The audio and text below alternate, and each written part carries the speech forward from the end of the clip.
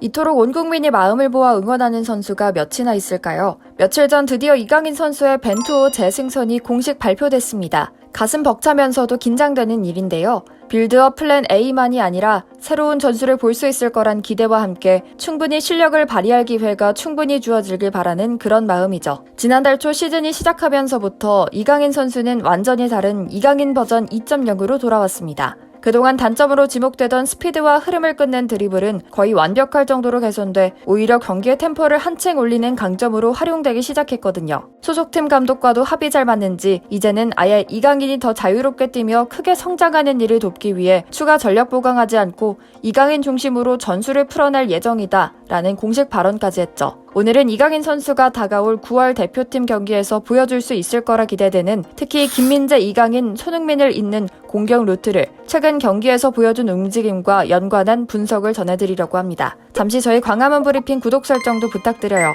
이강인은 지금 세계 정상의 리그 중 하나인 스페인 프리메라 리가에서 도움 1위를 기록할 정도로 주가가 고공행진 중입니다. 심지어 이번에는 1년 반 만에 대표팀 명단에 이름을 올렸습니다. 23일 코스타리카와 27일 카메룬을 상대할 예정이거든요. 이제 11월까지 남은 시간이 길지 않은 만큼 정예 멤버들을 모두 활용해야 할 때라는 벤투 감독의 결단이 있었던 것 같죠. 한국 축구의 얼굴인 손흥민 선수를 비롯해 김민재, 황의조, 황인범 등 해외파 선수가 발탁돼 기대가 모아지는 상황인데요. 특히 이강인은 원래부터 강점이었던 정확한 원발 패스 능력은 물론이고 지적받아왔던 수비까지도 나아진 모습을 보여 더욱 고무적이죠. 그의 대표팀 승선에 벤투 감독도 한마디 얹었습니다. 이강인을 선발한 이유는 다른 선수들을 뽑은 이유와 같다. 현 경기력과 전술적 수행 능력을 본 것이다. 마요르카에서 이강인을 어떻게 활용하고 있는지 세심히 관찰하고 있으며 공격 과정에서 이강인의 판단력과 기술력이 우수한 부분에 주목하고 있다. 다만 수비적인 과정에 대한 발전 방안을 고민하고 있다고 말입니다. 그러자 이제는 이강인이 대표팀 경기 흐름에 어떤 영향을 미칠 것인지를 예상하는 말들이 많이 나오고 있습니다. 날카로운 킬패스,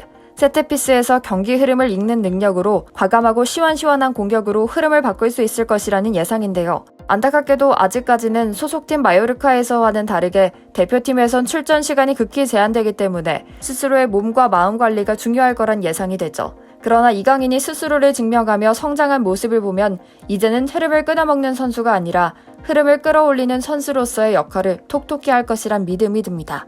최근 경기를 보면 더욱 든든한데요. 팀이 워낙에 강팀은 아니라 매경기 승리를 거머쥐지는 못하고 있지만 거의 늘 높은 평점을 받고 있을 정도로 임팩트 있는 경기력을 보여주고 있죠. 특히 레알 마드리드와의 경기에서는 이강인의 왼발킥에서부터 선제골을 만들어낼 정도였습니다. 이강인의 발끝을 떠난 공은 환상적인 궤적을 그리며 골문 먼 쪽으로 달려드는 동료의 머리에 정확하게 연결돼 골을 만들어낼 수 있었죠. 아쉽게도 큰 점수차로 패배하긴 했지만 개인의 경기력만 보자면 이강인은 정말 훌륭한 시즌을 보내고 있는 겁니다. 지난해에는 레알 마드리드를 상대로 골을 기록하더니 올해도 멋진 공격 포인트를 기록한 것이라 더욱 의미 있었고요. 소속팀뿐만 아니라 리그 전체에서도 이강인을 주목하고 있습니다. 현재 시즌 개막 후 프리메라 리가 4경기 연속으로 공격 포인트와 도움 1위라는 대기록을 작성했고 8월에 선수를 뽑혀 세계적인 선수들과 함께 얼굴을 올릴 정도거든요. 그런데 이렇게 환상적인 활약을 하고 있는 이강인의 몸짓에 주목하는 것은 공격 포인트 때문만은 아니었습니다. 바로 그동안 약점이자 단점으로 지목받은 수비 가담력이 획기적인 수준으로 싹 바뀌었기 때문이거든요. 이 변화는 수치를 통해서도 쉽게 확인할 수 있습니다. 위험 지역 수비, 리커버리 스텝, 헤더 클리어 등을 보면 그동안 공을 너무 오래 보유하고 있는다거나 공이 없는 상황에서의 움직임에 대한 비판은 한순간에 싹 날려버릴 수준이거든요. 아예 전업으로 수비하는 김민재 선수 경기와 비교해봐도 이는 놀랄만한 수치입니다. 최고의 경기력을 뽐낸 지난 리버풀과의 챔피언스리그 경기에서 김민재는 리커버리 2회를 기록했는데요. 이강인은 무려 3회의 리커버리를 기록할 경기도 있을 정도로 수비 실력이나 가담이 늘어난 것이죠. 이런 부분을 보니 다가올 평가전과 월드컵에서의 경기가 더욱 기대되는 것이고요. 요즘 이강인 경기 보는 맛에 살고 있을 정도로 정말 재밌게 보고 있습니다. 하나하나 예쁘게 만들어가는 빌드업 축구도 승리에 매우 중요하지만 또 멋진 드리블로 어려울 거라 생각되는 상황에서 벗어나는 경기력도 매우 흥미롭고 거기다 적진 한가운데 있는 골잡이에게 꽂아넣는 패스를 보고 있다 보니 말 그대로 손에 땀을 쥐며 보게 돼 정말 재밌더라고요. 현재의 수많은 언론과 전문가들은 믿기 어려울 정도의 엄청난 기세라고 평가하고 있습니다. 손흥민보다 먼저 리그 첫 골을 기록하기도 했고 수많은 공격 포인트를 기록하고 있는데요. 실제로 최근 4경기에서 기록한 공격 포인트가 지난 시즌 30경기에서 기록한 포인트와 같은 수준일 정도죠. 현지 매체 마르카는 이강인은 공격수보다도 더 중요한 공격 자원이다. 반박자 쉬고 꺾는 그의 기술은 라리가 최고의 팀인 레알 마드리드와 바르셀로나에서 기대하던 장면이다. 더욱 놀라운 것은 그가 결정적인 타이밍에 욕심내지 않고 보다 골에 가까운 선수에게 정확하게 패스를 꽂아 넣는다는 점이다. 이런 선수가 한국 대표팀 선수가 아니라는 점이 놀라울 정도다 라는 분석을 내놓기도 했습니다. 이제 남은 2달여 시간은 이강인에게 무척 중요한 시간입니다. 그는 어린 나이에 일찌감치 재능을 뽐냈지만 프로 무대에서는 좀처럼 자신의 기량을 펼쳐 보이지 못했습니다.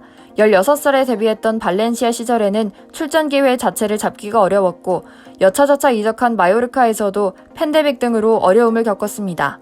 그러나 이강인은 포기하지 않았습니다.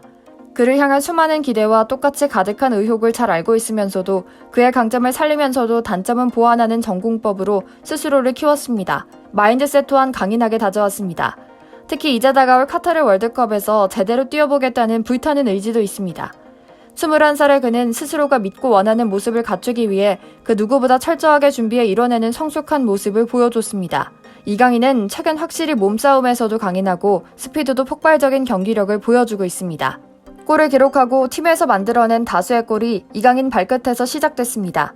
뿐만 아니라 스스로 돋보이는 데 신경 쓰기보다 팀 전체의 조화와 승리를 만드는 일에 더욱 집중하고 있는 모양입니다. 최근 경기들에서 그의 움직임을 살펴보면 더욱 놀라운 점을 발견할 수 있습니다. 그는 미드필더로 뛰고 있지만 이번 시즌 이강인은 사실상 프리롤에 가까운 역할을 수행하고 있거든요. 어느 한 구역에 매여 있지 않고 오른쪽 지역부터 왼쪽까지 폭넓게 뛰어다니며 팀이 공격에 나설 때면 늘 중심에서 출발점 역할을 하죠. 이강인은 장단점이 분명한 선수인 것은 사실입니다. 무게중심이 낮고 공을 잘 다루는 기본기가 충분한 선수로 덩치가 큰 서양인 선수들의 거친 압박에도 볼 소유권을 잘 빼앗기지 않는 기술 축구에 능하면서 동시에 시야, 킥, 패스 능력도 훌륭합니다. 그러나 단점도 치명적이었습니다. 자연스럽게 공이 없는 상황에서의 움직임, 소극적인 수비 가담 등이 따라왔기 때문이죠. 그러나 그는 누구의 도움도 없이 스스로를 증명하는 데 성공했습니다. 주특기인 드리블과 선구안, 정확한 패스 능력을 살리면서 상황 판단 능력을 키웠거든요. 답답할 정도로 오래 공을 소유하는 모습도 전혀 보이지 않게 됐죠.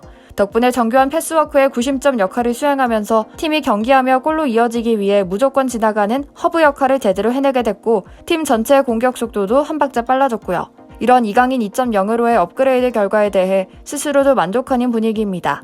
한국은 9월 23일과 27일 한국에서 친선 경기를 가질 예정입니다. 많지 않은 기회 잘 살려서 이강인 선수가 앞으로 10년 이상의 커리어 또 멋지게 만드는 전환점이 되길 대한민국의 선전을 이끄는 주축이 되길 기원하며 오늘 영상 마치겠습니다. 저희 광화문 브리핑 구독, 좋아요 부탁드리고요. 시청해주셔서 감사합니다.